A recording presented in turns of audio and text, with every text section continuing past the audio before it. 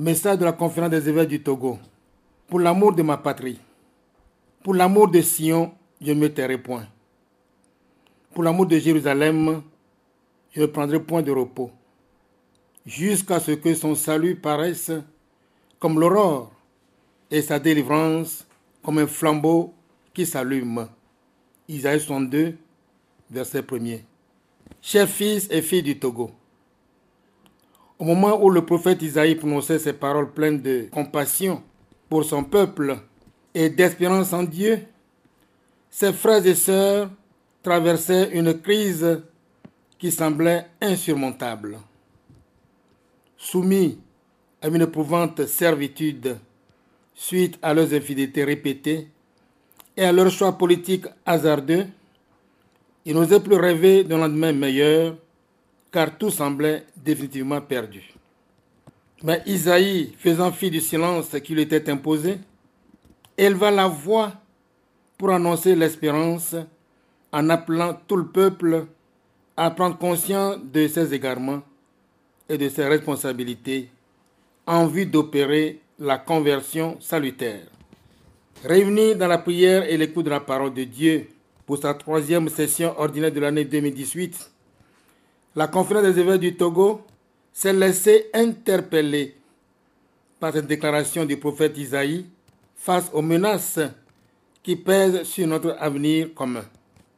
Les évêques, citoyens togolais, vos pasteurs, ne peuvent se résigner à garder le silence à l'heure où de nombreux signaux indiquent des dangers imminents pour notre nation. De fait, alors que se rapproche la date des élections législatives convoquées par le gouvernement, la tension ne cesse de monter et nous redoutons le pire si rien n'est fait à temps pour désamorcer la situation et apaiser le climat. À juste raison, beaucoup de citoyens s'interrogent sur l'avenir de notre pays face à la radicalisation des positions des différents acteurs politiques. En effet, le peuple se trouve pris comme entre le marteau et l'enclume de deux groupes antagonistes, le pouvoir et l'opposition, qui l'utilisent parfois inconsciemment ou à dessein comme bouclier humain. Les uns et les autres s'en servent comme arme de conservation ou de conquête du pouvoir à travers les marches de soutien et les manifestations de contestation, souvent réprimées dans le sang. Jusqu'à quand va durer ce cycle infernal de violence? Non, notre pays, lors de l'humanité, ne mérite pas cela.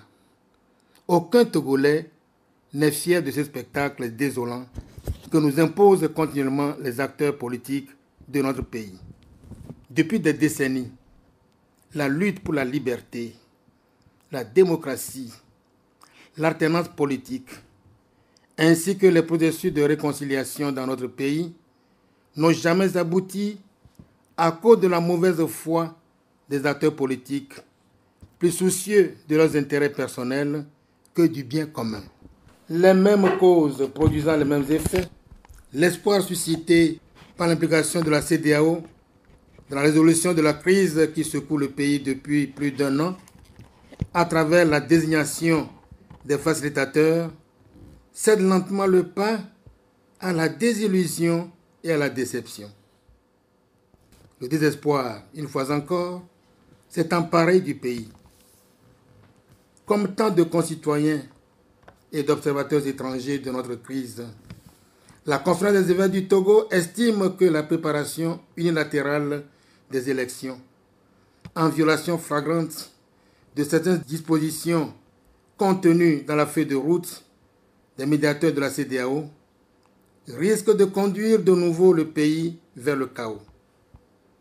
Il est en effet évident que la tenue des élections sans la réforme qui s'impose ne résoudra pas le problème togolais. Elle ne fera qu'exacerber les tensions et les violences. Nous appelons donc tous les acteurs et tous les protagonistes de la crise sociopolitique de notre pays à la raison, à un sursaut patriotique. à l'amour, à la prise de conscience de la valeur inestimable et sacrée de chaque vie humaine.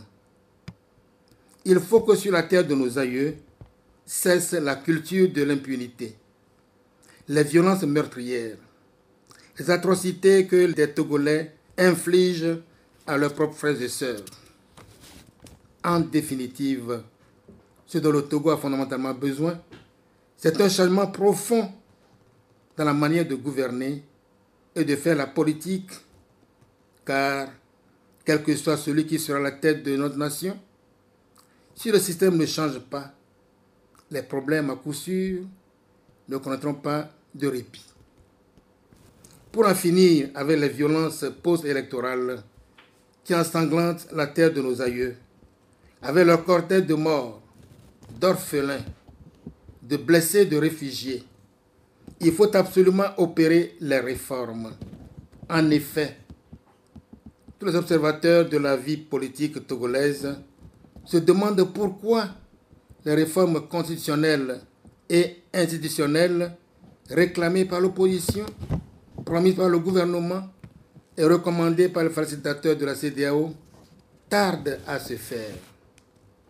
Il en est de même pour la révision du cadre électoral, notamment celle du fichier électoral et du découpage électoral. Tout cela est indispensable pour des élections vraiment équitables et conformes aux standards internationaux. Sinon, elles provoqueraient de nouvelles contestations et violences qui enfonceront davantage le pays dans la misère et le désarroi.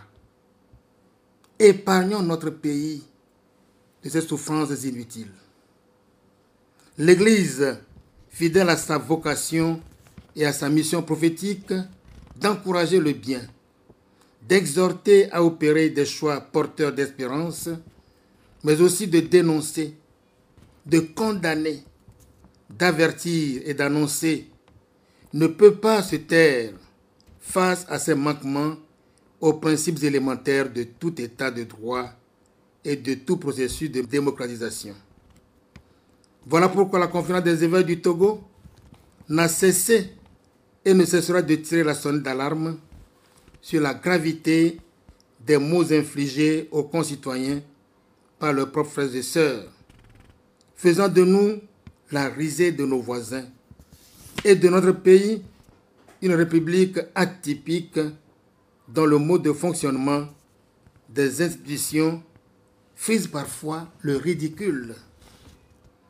Vos évêques prennent donc encore la parole pour en appeler à la conscience et à la raison des uns des autres, à l'arrêt de tout calcul politicien et de toute violence, d'où qu'ils viennent, au respect des engagements et de la parole donnée, des libertés, des règles démocratiques, à la mise en œuvre des réformes constitutionnelles, institutionnelles et électorales, seules susceptibles de garantir des élections libres, transparentes et crédibles, gage d'une paix durable.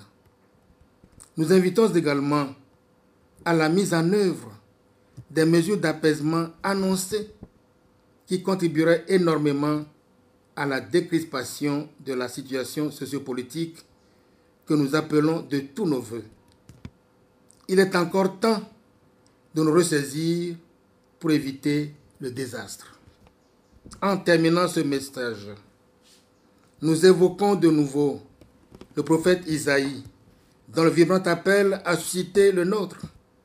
L'histoire lui a donné raison.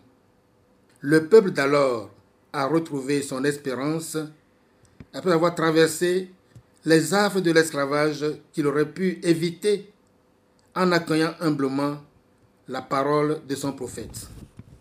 En cette veille du temps de l'Avent, prenons résolument la décision de nous engager sur le chemin de la paix et laissons résonner dans nos cœurs ces paroles pleines d'espérance.